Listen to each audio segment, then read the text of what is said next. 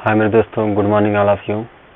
मैं आज आप लोगों को क्लास 9th की मैथ पढ़ाने जा रहा हूँ डॉक्टर मनोहर रे की। और ये बुक जो है रेफरेंस बुक है और जो कि अच्छी मानी जाती है, एनसीईआरटी पैटर्न पर आधारित है। और मैं आप लोगों को 1 के A, 1 के B, 1 के C पढ़ा चुका हूँ। आज भी पढ़ाने जा रहा हूँ। ऐसे रेगुलर आपकी क्लास चलती रहेगी और आप देखते रहिए और लॉकडाउन में अपना पढ़ाई ऑनलाइन करते रहिए। इसमें देखिए दिया है, संख्या रेखा पर न्यूक्लियस में से प्रत्येक के बीच की दूरी ज्ञात कीजिए। संख्या रेखा पर, संख्या रेखा क्या होता है मेरे दोस्तों? संख्या रेखा जैसे देखा 0 होता है, पेन नहीं चल रहा है। अब देखो 0 हो गया, 0 के जो है दाहिने तरफ और 0 को बाएं तरफ। अब इसमें क्या होता है 1 2 3 4 5 6 7 दिया है, 7 लाइन इधर हो गया, 1 2 3 4 5 6 7। इधर जो मतलब दाहिने 0 से अगर दाहिने तरफ हम जाएंगे, जो मान हमारा होता है वो हमेशा धनात्मक होता है। इसमें दिया है -+4, 1 2 3 4, ये 4 हो गया। और दिया है -7 दिया है, 0 चलिए 1 2 3 4 5 6 7, -7 यहाँ क्यों मैंने लिखा? क्योंकि माइनस लगा है। माइनस जो वैल्यू होती है 0 से बाएं तरफ होती है। इसके बीच कहा है, बीच की दूरी याद कीजिए। बीच की दूरी हमेशा क्या होती है? फिजिक्स रूल से धनात्मक होती है। अब देखिए 4 बड़ा है कि -7 होता है? 0 से जो दाहिने तरफ अंक होता है हमारा बाएं से हमेशा बड़ा होता है। 4 जो बड़ा है -7 से, 4 हम पहले ऐसे लिख देते हैं, 4 ऐसे लिख देते हैं। उसके बाद दिया है बीच की दूरी माइनस कर देते हैं, उसके बाद दिया है -7। अगर हम कोष्ठक तोड़ते हैं, माइनस माइनस गुणा होता है, प्लस हो जाएगा। 4 + 7 बराबर क्या हो गया? 11। हमारा सवाल आ गया। उसके बाद दिया दूसरा नंबर दिया है, दूसरा इसमें दिया है -7 तथा निरपेक्ष मान जो है -7 की वैल्यू बताइए। माइनस ऐसे सवाल दिया -7 और उसके बाद तथा निरपेक्ष मान -7। ये निरपेक्ष मान जो वैल्यू होती है हमेशा धनात्मक होती है मेरे दोस्तों। अब -7 हो गया, -7 में अगर निरपेक्ष मान निकालेंगे तो वैल्यू क्या हो जाएगी? धनात्मक हो जाएगी। अब देखिए इसमें अगर आपसे पूछ रहा है कि -7 बड़ा है कि 7 बड़ा है, तो दोस्तों 7 जो है पॉजिटिव वैल्यू है, धनात्मक संख्या है, और -7 क्या है? ऋणात्मक संख्या है।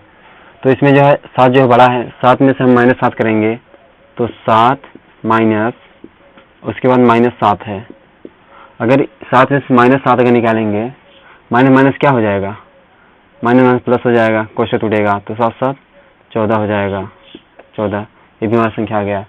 तीसरा दिया है, तीसरा क्या पूछ रहा है? तीसरा ये हमें दोस्तों -3 तथा 4 के बीच की दूरी बताइए। -3 अगर देखें 0 से 1 2 3, -3 यहाँ आ गया, उसके बाद 1 2 3 4। अब देखिए 4 बड़ा है, -3 बड़ा है, 4 बड़ा है, 4 में से क्या घटाएंगे? 4 में से माइनस कोष्ठक में इसलिए लेते हैं आपको समझने में आसान हो जाएगा। 4 में से अगर बीच की दूरी घटाना है तो बड़ी में से छोटी संख्या घटाएंगे तभी तो घटेगा। 4 में से माइनस करते हैं, कितना? -3 दिया है। अब माइनस कोष्ठक तोड़ेंगे, माइनस क्या हो जाएगा? प्लस हो जाएगा। 4 प्लस कितना? 3 बराबर कितना हो गया? 7। माइनस प्लस हो गया, 7 हो गया। तीसरा भी आ गया। चौथा देखिए, चौथा क्या है? -1 -2। देखिए इंटरेस्टिंग, मतलब बहुत अच्छा क्वेश्चन है, समझने की बारी है। -1 तथा -2 के बीच की दूरी ज्ञात कीजिए। देखिए अब इसमें आपको चेक करना है -1 तथा -2 के बीच की दूरी, अब देखिए इसमें चेक करना है -1 बड़ा है -2 बड़ा है। इसमें शॉर्टकट रूल बताते हैं। देखिए -1 जो है, -1 यहाँ आएगा अलग अलग, -1 और -2। अब -1 जो हमेशा दाहिने तरफ है और यहाँ से लेंगे, और -2 बाएं तरफ है। यानी जो संख्या बड़ा रहेगा अगर उसके साथ ऋण संख्या लगा है, मतलब ऋण वैल्यू है, तो हमेशा छोटा हो जाएगा, और जो छोटा संख्या रहेगा उसके साथ ऋण लगा है तो हमेशा बड़ा होगा। अब देखिए 1 क्या है? बड़ा है। अब 1 में संख्या घटाएंगे दोस्तों, 1 में से माइनस करेंगे, बीच की दूरी लेना है, बीच दूरी घटाएंगे, -2। अब देखिए -1 हाई है, उसके बाद माइनस क्या हो जाएगा? +2। अब 2 जो है प्लस में है, बड़ा हो जाएगा, और एक माइनस में है, यानी -1 निकल गया। 2 में से कितना हो गया? 1। जो संख्या हमारा जो है आ गया। यानी पहला क्या था? पहला आ गया, दूसरा तीसरा चौथा पांचवा, चौथा आ गया। इसको नोट कर लीजिए, उसके आगे मैं बताता हूँ।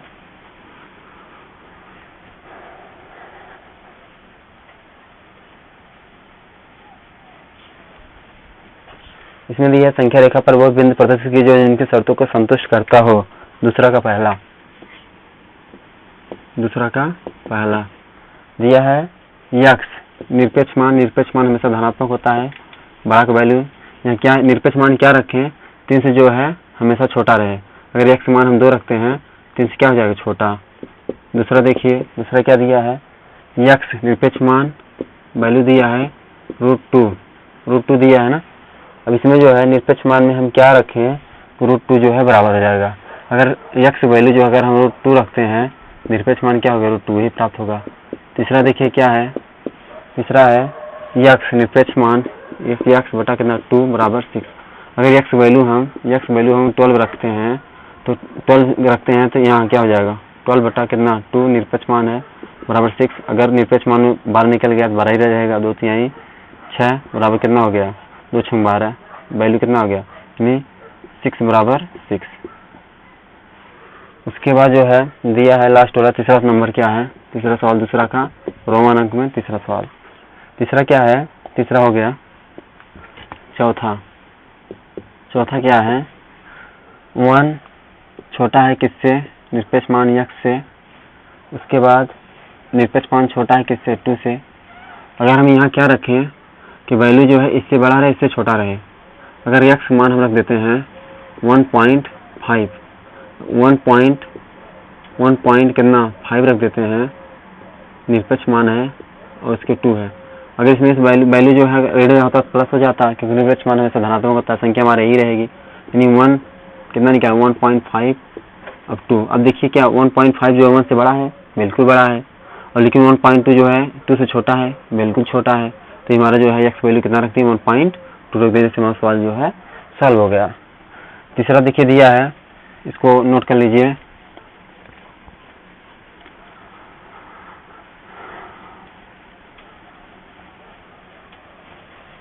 तीसरा दिया है, तीसरा क्या मेरे दोस्तों दिया है निरपेक्ष मान 7 - 2।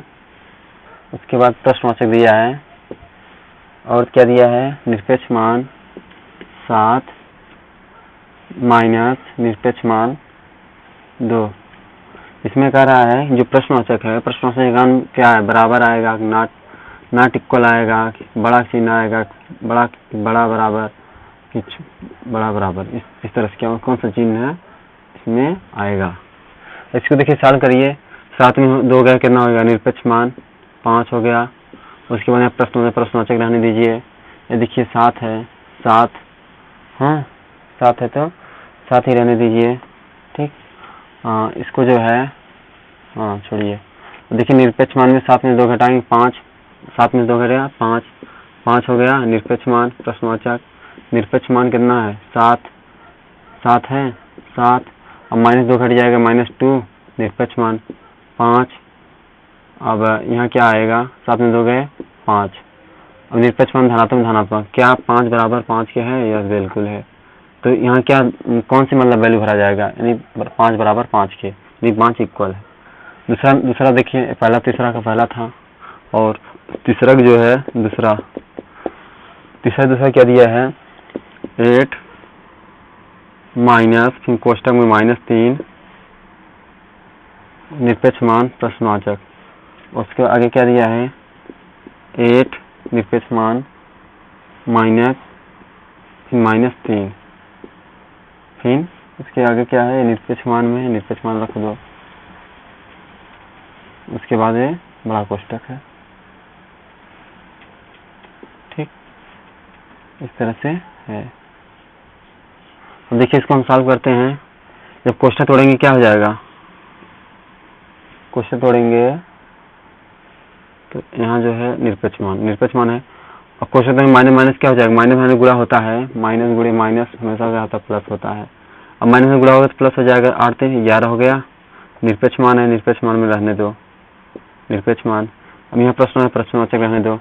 अब यहाँ पे क्या है देखिए 8 निरपेक्ष मान में कोई भी संख्या जो है क्या होती है, अब माइनस क्या हो जाएगा।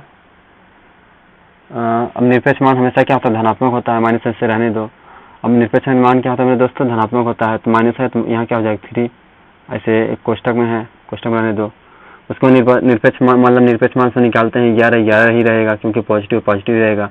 अगर नेगेटिव होता है इसमें तो मान हमारा क्या हो जाता, पॉजिटिव हो जाता, क्योंकि -3 जो है निरपेक्ष मान हमेशा धनात्मक होता है, इसलिए बाहर निकलेगा क्या हो जाएगा 3 हो जाएगा, यहाँ पहले से माइनस है तो 11। अब यहाँ क्या है प्रश्नवाचक है, प्रश्नवाचक 8 में से 3 गए, 8 में से 3 गए कितना हो जाएगा 8 में से 3 गए 5, यहाँ 5 हो गया। अब यहाँ क्या भराएगा कि 11 बड़ा है किससे 5 से, यानी 11 बड़ा है किससे 5 से, 5 किससे छोटा 11 से, यानी यही मान भराएगा।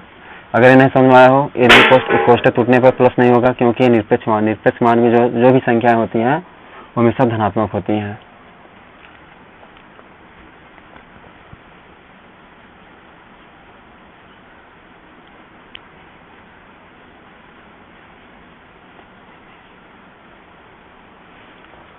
दोस्तों जो है तीसरा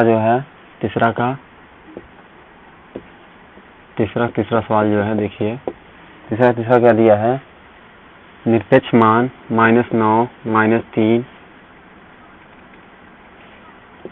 प्रश्नवाचक, उसके बाद कोष्टक दिया है माइनस निरपेक्ष मान में, उसके बाद माइनस है कोष्टक में 3 निरपेक्ष मान प्रश्नवाचक। अब देखिए -9 -3 कितना हो गया -12, निरपेक्ष मान इसे रहने ही दो। देखिए कोष्टक में -9 मेरे दोस्तों देखिए निरपेक्ष मान जो है, निरपेक्ष मान में कोई भी संख्या जो है हमेशा पॉजिटिव होती है, माइनस में तो क्या हो जाएगी प्लस हो जाएगा 9। अब देखिए पहले से ही प्लस ही रहेगा, यहाँ देखिए ये जो है माइनस बीच में है, -3 हो जाएगा बचा 3, बड़े कोष्टक में रहने दो। देखिए निरपेक्ष मान 12 है तो 12 क्या हो जाएगा प्लस हो जाएगा, यहाँ क्या हो गया 12। अब यहाँ बीच में क्या भरा जाएगा, अब ये तुमको नहीं पता है। 9 में से 3 गए, 9 में से 3 गए में दोस्तों कितना हो गया 6। अब देखिए 12 से क्या 6 छोटा है, बिल्कुल छोटा है, 12 में से 12 6 से छोटा है, या 12 जो है बस यही चीज़ है, 12 6 से बड़ा है, ये भरा गया। हाँ तीसरा जो है लास्ट सवाल है, तीसरा चौथा क्या है मेरे दोस्तों, निरपेक्ष मान 3 माइनस कितना 5, 3 - 5 प्रश्नवाचक। इसके बाद क्या है कोष्टक दिया है, छोटा कोष्टक क्या है निरपेक्ष मान 3, फिर माइनस दिया है निरपेक्ष मान 5, उसके बाद बड़ा छोटा कोष्टक है। 3 में से 5 गया कितना हो जाएगा -2 हो जाएगा, निरपेक्ष मान से रहना ही दो, इसको प्रश्नवाचक। 3 में जो निरपेक्ष मान निकालो, निरपेक्ष मान से धनात्मक 3 ही रहेगा। अब यहाँ क्या है इसके अंदर धनात्मक है, ये देखिए पैक ही नहीं पूरी तरह से चारों तरफ, मैं तीनों दो तरफ इधर से निरपेक्ष मान पॉजिटिव है, यहाँ पॉजिटिव रहेगा, बीच में नहीं है माइनस ही रहेगा। हाँ 5। उसके देखिए निरपेक्ष मान में कोई भी संख्या रहती है, संख्या क्या हो जाती है सदैव धनात्मक होती है, 2 हो गया, यहाँ प्रश्नवाचक ही रहने दो। 3 में से -5 गया क्या हो जाएगा -2 अब -2 अब कौन सा बड़ा संख्या है, 2 जो है बड़ा है -2 से, यहाँ क्या भराएगा 2 बड़ा है किससे -2 से, ये हो गया। ये दोस्तों तीसरा जो है 4 सवाल थे, चारों सवाल हो गया। निरपेक्ष मान पूछ रहा था, निरपेक्ष मान जितनी भी संख्याएं होती हैं वो धनात्मक होती हैं, यही चीज हमको जो है सॉल्व करना था, बाकी सब जो है कर लीजिएगा। और मैं आप लोगों को क्लास 10th की मैथ पढ़ाऊंगा, उसके बाद फिजिक्स पढ़ाऊंगा, ग्रामर भी पढ़ाऊंगा, और मेरे चैनल को सब्सक्राइब करते रहिए। इसमें देखिए दिया है चौथा क्या दिया है, √2 और √3 के बीच की चौथा है, चौथा सवाल √2 व √3 के बीच दो अपरिमेय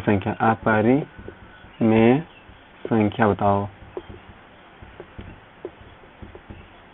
ठीक, देखिए √2 √3 के बीच दो अपरिमेय संख्या, √2 प्लस √2 एक हो गया, उसके बाद जो है √2 प्लस √5 ये भी हो गया, यानी √2 प्लस 2 √2 प्लस 5, यानी इससे अधिक है, नहीं √2 से 2 प्लस 2 अधिक है, और √3 से जो है 2 प्लस 5 जो है कम है, यानी √2 और √3 के बीच जो है दो संख्या हमको प्राप्त होगी। जैसे देखो अगर पूछ रहा है 5 और 8 के बीच दो संख्या बताइए, अब 5 और 8 के बीच क्या होगा, 5 से बड़ा भी रहना चाहिए, 8 से छोटा भी रहना चाहिए, जैसे 6 हो गया और 7, ये जो है 5 और 8 के बीच दो परिमेय संख्याएं हैं।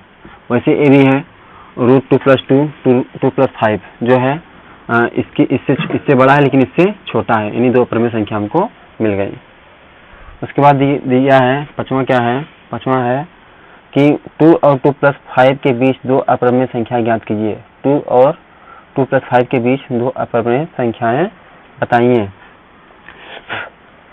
2 और 2 + 5 के बीच दो अपरिमेय संख्या बताइए, ये भी होगा वैसे ही। देखिए 2 है, कड़ी नहीं दिया है, ऐसे ही दिया है 2.5 के बीच अपरिमेय संख्या बताइए।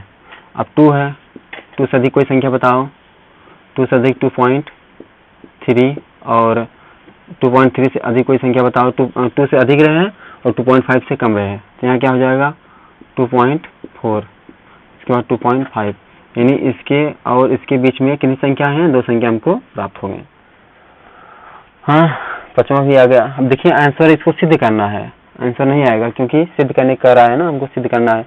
1 और 2 के बीच अपरिमेय संख्या ज्ञात कीजिए। 1 व 2 के बीच, 1 और 2 के बीच कितनी परिमेय संख्या है, 2 अपरिमेय संख्या है। अब देखिए 1 से अधिक कोई संख्या बताओ। 1.2 जो है 1 से क्या है, अधिक है, और फिर 2 से कम रहे, 2 से कम है, बिल्कुल कम है, और फिर एक संख्या और बताओ जिससे भी अधिक हो। इससे अधिक कौन सा है, 2.5, नो 2.5 ज़्यादा हो जाएगा, 2.5 ज़्यादा हो जाएगा, 1.5 और 2। अब देखिए 1 से जो 1.2 अधिक है नहीं अधिक है, और 1.5 जो है 2 से कम है, तो ये दो संख्या हमको प्राप्त हो गई नहीं प्राप्त हो गई, प्राप्त हो गई, बिल्कुल प्राप्त हो गई। यानी 1 और 2 के बीच दो अपरिमेय संख्या हमको प्राप्त हो गई। जांच कीजिए निम्नलिखित 7वां क्वेश्चन देखिए, इसको मिटाते हैं। जहां आप लोगों को न समझ में आए हमको बताइए, कमेंट करिए, तब हमको पता चलेगा कि कहाँ आप लोग को नहीं समझ में आ रहा, हम और प्रयास करेंगे। 7वां देखिए, 7वां क्या है मेरे दोस्तों, 7वां है जांच कीजिए निम्नलिखित संख्या परिमेय अथवा अपरिमेय बताइए। परिमेय तथा अपरिमेय बताइए। अपरिमेय, इसमें चेक करना है कि हमारी जो संख्या 7वां का पहला दिया है रोमन अंक में, क्या दिया है, √2 + 2 का होल स्क्वायर। आप लोग बताइए a + b होल स्क्वायर जानते ही होंगे, a + b का होल स्क्वायर कक्षा 8 में पढ़ा होगा। a² + b² + 2ab, इस तरह से है। अब इसका स्क्वायर करने क्या आएगा, √2 का होल स्क्वायर, उसके बाद 2 का होल स्क्वायर प्लस 2 गुणे कितना, √2 गुणे 2। अब 2 का स्क्वायर करेंगे, 2 दूनी 4, 4 को रूम बन रहा है नहीं बन रहा है, तो कितना हो जाएगा, 2 हो जाएगा। अब 2 जो है 2 दूनी 4 हो जाएगा, 4, और प्लस 2 दूनी 4 बाहर गुणा हो गया, जो संख्या बाहर है, 4√2। अब 4√2 क्यों हुआ, क्योंकि इसका वर्ग मतलब वर्गमूल नहीं बनेगा। अब इसको सॉल्व करिए, 4 और 2 जोड़िए, 4 और 2 कितना होगा, 6, प्लस कितना 4√2। इसको हम और आगे सॉल्व कर सकते हैं, पूछे कैसे, अगर इसमें हम 2 कॉमन ले लेते हैं, 2 कॉमन ले लेंगे क्या हो जाएगा, 2 3 6 और 2 दूनी 4√2। इसमें चेक करना है कि परिमेय संख्या का परिमेय संख्या है। कोई भी अभाज्य संख्या रहेगी या कोई मतलब कोई संख्या करड़ी में है, अगर उसका वर्गमूल नहीं निकल रहा तो हमारी संख्या क्या होती है, अपरिमेय संख्या होती है। कौन सी संख्या है मेरे दोस्तों, अपरिमेय संख्या है, अपरिमेय संख्या है। अब देखिए दूसरा क्या है, दूसरा है कि 2 - √2 एक कोष्टक में और एक कोष्टक 2 + √2।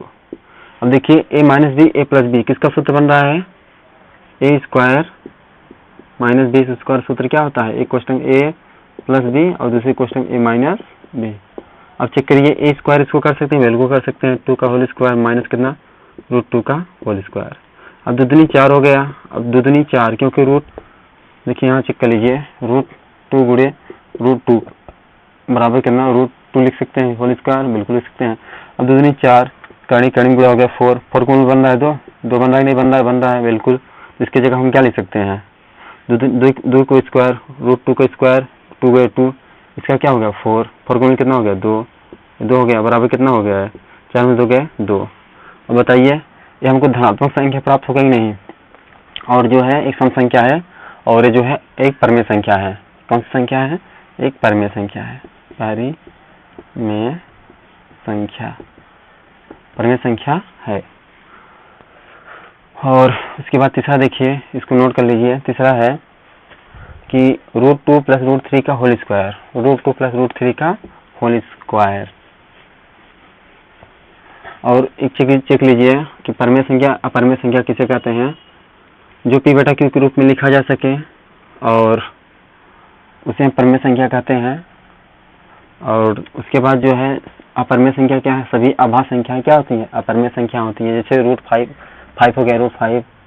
हाँ, उसके बाद जो है तीसरा, जो सतवां के तीसरा देखिए मेरे दोस्तों, सतवां तीसरा क्या है, √2 + √3 का होल स्क्वायर दिया है। आप लोग जान रहे होंगे कि a + b का होल स्क्वायर क्या होगा। इसको देखिए, हम एकदम बेसिक लेवल बताते हैं। √2 का होल स्क्वायर + √3 का होल स्क्वायर, यानी a² + b² + 2ab। अब एक मान कितना है, √2 गुणे कितना, √3। अब देखिए दूनी 4 को कितना हो जाएगा, √2 गुणे √2। अब √2 में कितना हो जाएगा, √4, 4 को क्या होगा, 2। उसी देखिए 3 3 का 9, रूट में 9 क्या हो जाएगा, 3, और क्या 3 होगा। अब देखिए इसका कड़ी के अंदर गुणा हो जाएगा, 3 दूनी 6, 2 बाहर रह जाएगा, 3 दूनी 6। अब इसको जे लीजिए, इसको जुड़ेगा नहीं, क्योंकि जो है अगर यहाँ भी करणी √6 होता है तो जुड़ जाता है, लेकिन इसका मान जो है, इसका मान अलग अलग है। पहले जो अचर संख्या जोड़ेंगे, √2 + 3 कितना हो गया, 5 to √6। क्या इसको